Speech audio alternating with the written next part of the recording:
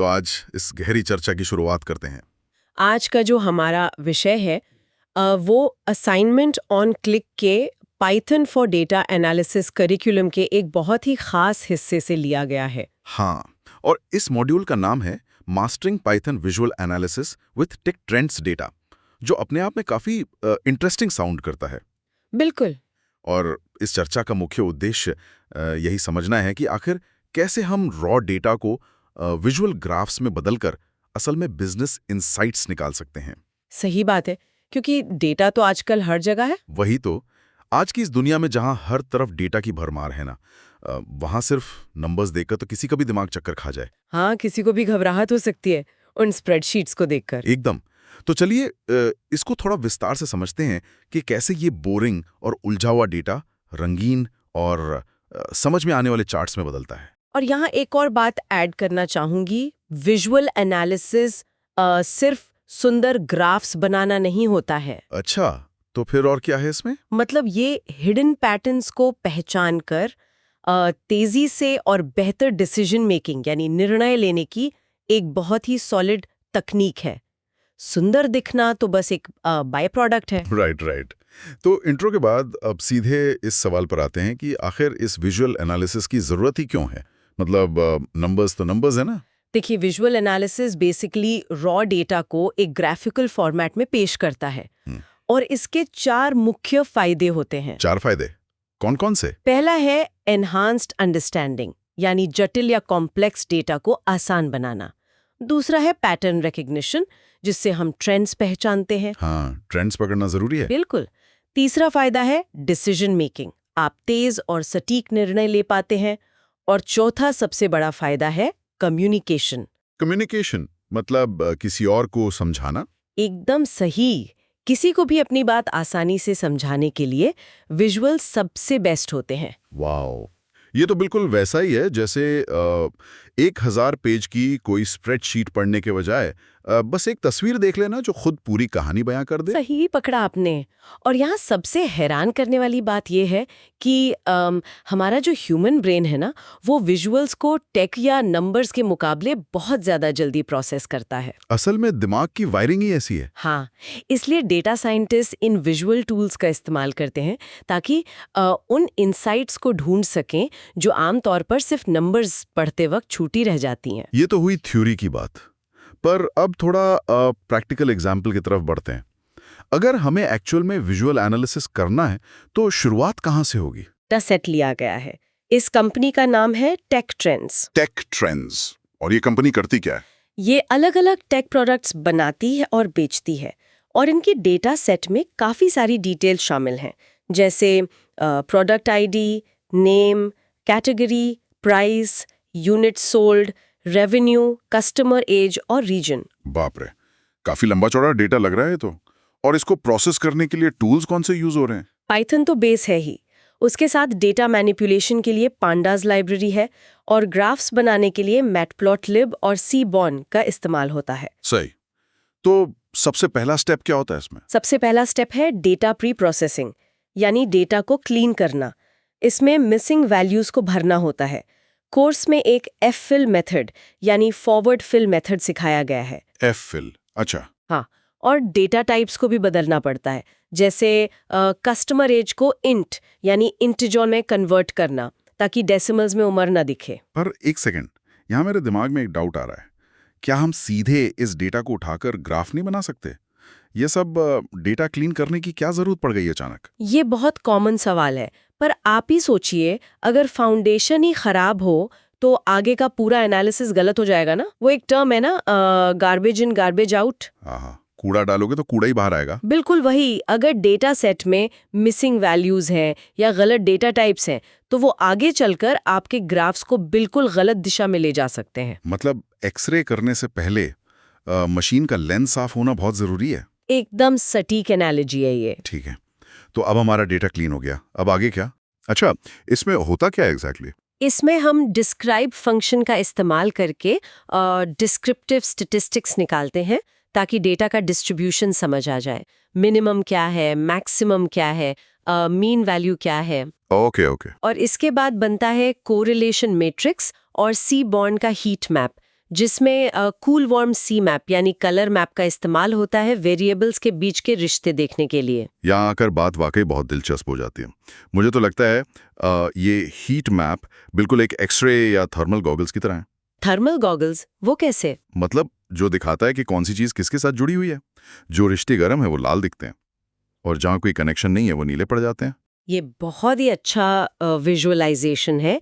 अगर हम इसे बड़ी तस्वीर से जोड़कर देखें तो ईडीए असल में वही इनिशियल स्टेप है जो किसी भी डेटा साइंटिस्ट को बताता है कि आगे चलकर कौन से ग्राफ्स बनाने सबसे ज्यादा फायदेमंद होंगे। यानी बिना सोचे समझे चार्ट नहीं बनाना है, पहले ईडीए से इशारे लेने हैं। बिल्कुल। और इन्हीं ईडीए से मिले इशारों के बाद अब समय आता है उन्हें एक्चुअल विजुअलाइजेशंस में बदलने का, क्योंकि हर बिजनेस सवाल का जवाब अलग ग्राफ से मिलता है। सही बात है। तो सबसे पहला बिजनेस सवाल क्या है और उसके लिए कौन सा ग्राफ चुना गया है कोर्स में? सबसे पहले आता है बार चार्ट। इसमें विरिडिस पैलेट का इस्तेमाल किया गया है। ये दिखाता है total revenue by category. Viridis palette मतलब काफी खास कलर्स होते होंगे इसमें, और इससे फायदा क्या होता है? इससे क्लियर दिखता है कि कौन से प्रोडक्ट सबसे ज्यादा पैसा कमा रहे हैं, जैसे इलेक्ट्रॉनिक्स और सॉफ्टवेयर। ये मार्केटिंग फोकस के लिए काफी जरूरी इंसाइट होती है। अच्छा, और दूसरा सवाल? दूसरा है कि ये प्रोडक्ट्स खरीद कौन रहा है। इसके लिए हिस्टोग्राम बनाया जाता है। कोर्स में पर्पल कलर और 15 बिन्स यूज किए गए हैं। साथ ही क्लूडे ट्रू रखा गया है। 15 बिन्स और क्लूडे, ये किसके लिए है? ये कस्टमर एज डिस्ट्रीब्यूशन समझने के लिए है, ताकि कंपनी अपनी टारगेट डेमोग्राफिक पहचान सके और अपनी मार्केटिंग स्ट्रैटेजी को उस हिसाब से टेलर कर सके। ओके, फिर तीसरा ग्राफ कौन सा है? तीसरा है पाई चार्ट, जिसमें स्पेसिफिक कलर्स और परसेंटेजेस को 0.1f% फॉर्मेट में दिखाया गया है। पाई चार्ट, इसका क्या फायदा है यहाँ? ये सेल्स डिस्ट्रीब्यूशन बाय रीजन दिखाता है, ताकि कंपनी ये डिसाइड कर सके कि उन्हें किस रीजन में अपना स्ट्रैटेजिक सेल्स एफर्ट बढ़ाना है। सही है। और चौथा?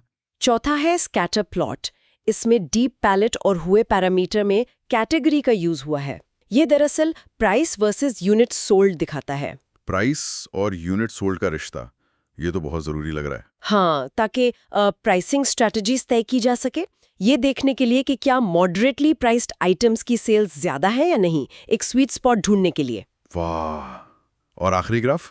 आखिरी है लाइन प्लॉट, जिसमें मार्कर पैरामीटर को ओ पर सेट किया गया है। ये टाइम सीरीज एनालिसिस के लिए होता है, यानी sales trend over time. Time के साथ क्या बदलाव आ रहा है? बिल्कुल। इससे peak sales periods, seasonal demand और इन्वेंट्री को मैनेज करने में बहुत मदद मिलती है। काफी डिटेल में गए हैं ये लोग, पर मेरी आदत है थोड़े उल्टे सवाल पूछने की। हाँ, पूछे ना। क्या सच में हर एक चीज के लिए अलग ग्राफ चाहिए होता है? मतलब क्या एक सिंपल बार चार्ट या लाइन ग्राफ हमें सब कुछ नहीं बता सकता? क्यों इतने अलग अलग चार्ट्स बनाना? ये सवाल बहुत वैलिड है। दरअसल कोर्स के FAQ सेक्शन में भी इसका काफ़ी अच्छे से हवाला दिया गया है। आपको डेटा टाइप और बिजनेस ज़रूरत के हिसाब से ग्राफ चुनना पड़ता है। मतलब डेटा टाइप डिक्टेट करता है ग्राफ को? एग्जैक्टली। जैसे कैटेगोरिकल कंपैरिजंस करने हैं तो बार चार्ट सबसे सटीक है। अगर डिस्ट्रीब्यूशंस देखने हैं तो हिस्टोग्राम लगता है। अच्छा। और अगर दो वेरिएबल्स के रिलेशनशिप्स देखने हैं तो स्कैटर प्लॉट लगता है। वहीं अगर आपको टाइम के हिसाब से ट्रेंड्स देखने हैं तो लाइन प्लॉट ही बेस्ट होता है। हर टूल का अपना एक अलग काम है। समझ गया। मतलब आप हथौड़े से पेंच नहीं कर सकते। बिल्कुल यही बात है। ठीक है, तो ग्राफ्स तो बन गए और हमें इनसाइट्स भी मिल गई, पर यहाँ एक और टेंशन आती है। क्या इन ग्राफ्स पर आंख बंद करके भरोसा किया जा सकता है? ये तो सबसे बड़ा खतरा है। आंख बंद करके भरोसा कभी नहीं करना चाहिए। क्यों? ग्राफ्स तो नंबर्स पर बेस्ड है ना? हाँ, पर FAQs में इस बात पर खास सावधानियां दी गई हैं विजुअल्स को इंटरप्रेट करते वक्त। आपको डेटा कॉन्टेक्स्ट, उसकी वैलिडिटी और स्केल को हमेशा ध्यान में रखना चाहिए। स्केल मतलब वाई एक्सिस और एक्स एक्सिस वाला स्केल? हाँ, कई बार ग्राफ्स में पोटेंशियल बायसेस होते हैं। स्केल मैनिपुलेशन से एक छोटा सा प्रॉफिट ड्रॉप भी एक बहुत बड़े नुकसान की तरह दिखाया जा सकता है। बाप रे, ये तो काफी डेंजरस चीज है। इसीलिए कॉम्प्रिहेंसिवनेस और एक्यूरेसी पर हमेशा सवाल करना चाहिए। बिना सोचे समझे बस ग्राफ की आकृति देखकर फैसला नहीं लेना चाहिए। तो ऐसी चर्चाओं में मेरी कैच फ्रेज होती है, तो इस सबका आखिर मतलब क्या है? इस सब का मतलब ये है और इससे एक बहुत महत्वपूर्ण सवाल उठता है कि एक ग्राफ आखिर में उतना ही अच्छा होता है जितना उसे बनाने वाले का नियत और उस डेटा का कॉन्टेक्स्ट होता है। नियत और कॉन्टेक्स्ट, बहुत गहरी बात कह दी आपने। हाँ, क्योंकि डेटा ब्लाइंड फेथ के लिए नहीं होता है, ये तो उल्टा आपकी क्रिटिकल थिंकिंग बढ़ाने के लिए होता है। ग्राफ सिर्फ रास्ता दिखाता है, चलना आपको खुद सोच समझ कर होता है। और इसमें एक और टर्म आती है, प्रिडिक्टिव एनालिटिक्स। उसका क्या रोल है यहाँ? देखिए, विजुअल एनालिसिस मुख्य रूप से डिस्क्रिप्टिव होता है। डिस्क्रिप्टिव यानी जो पहले से हो चुका है वो बताना। हाँ, पास डेटा का हाल बताना। हाँ, पर ये विजुअल एनालिसिस आगे चलकर फ्यूचर ट्रेंड्स की तरफ इशारा करता है और इसी तरह ये प्रिडिक्टिव एनालिटिक्स को सपोर्ट भी करता है। मतलब हम पास्ट देखकर फ्यूचर प्रिडिक्ट कर सकते हैं? इशारा मिलता है, पर एक्यूरेट प्रेडिक्शन के लिए आपको अलग मशीन लर्निंग एल्गोरिदम्स चाहिए होते हैं। विजुअल्स बस एक फाउंडेशन सेट करते हैं उस प्रिडिक्टिव मॉडल के लिए। ठीक है, तो अब इस पूरी चर्चा को थोड़ा समराइज कर लेते हैं। हाँ, बिल्कुल। विजुअल एनालिसिस एक बहुत ही ताकतवर टूल है जो टेक ट्रेंड्स जैसे जटिल और कॉम्प्लेक्स डेटा सेट से एक्शनेबल इंसाइट्स निकाल कर देता है। एकदम। ये टूल टॉप परफॉर्मिंग कैटेगरीज को पहचानने से लेकर रीजनल मार्केटिंग और प्राइसिंग स्ट्रैटेजी तय करने तक में कंपनी की बिजनेस ग्रोथ को ड्राइव करता है। सही समरी है। और मैं इसमें एक और बात जोड़ना चाहूंगी। सुनने वालों के लिए ये सीखना इसलिए भी इतना जरूरी है क्योंकि आज हम एक इंफॉर्मेशन ओवरलोड के जमाने में जी रहे हैं। हाँ, जहां देखो डेटा ही डेटा है। इसीलिए इस दौर में डेटा को क्रिटिकली इंटरप्रेट कर पाना एक सुपर पावर से कम नहीं है। ये चर्चा सिर्फ पाइथन कोडर्स या डेटा साइंटिस्ट के लिए नहीं है। तो किसके लिए है? ये तो किसी के लिए भी जरूरी है जो बेहतर फैसले लेना चाहता हो, चाहे वो किसी छोटे बिजनेस का मालिक हो या कोई कॉर्पोरेट मैनेजर। ये बात आपने बिल्कुल सोलाने सच कही। डेटा साक्षरता यानी डेटा लिटरेसी सबके लिए जरूरी है। तो इस डीप डाइव का अंत हम एक विचार उत्तेजक सवाल के साथ करते हैं। हाँ, बताइए। एक ऐसा सवाल जिस पर हम सबको सोचना चाहिए।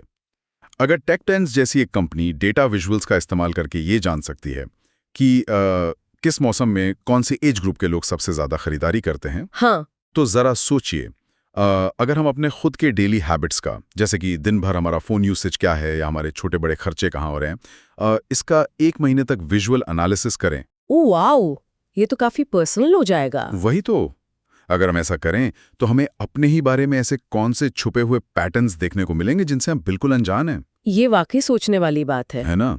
तो इसी सवाल के साथ आज की इस गहरी चर्चा को यहीं विराम देते हैं। मिलने वाले डेटा पर सवाल उठाते रहिए और आगे बढ़ते रहिए।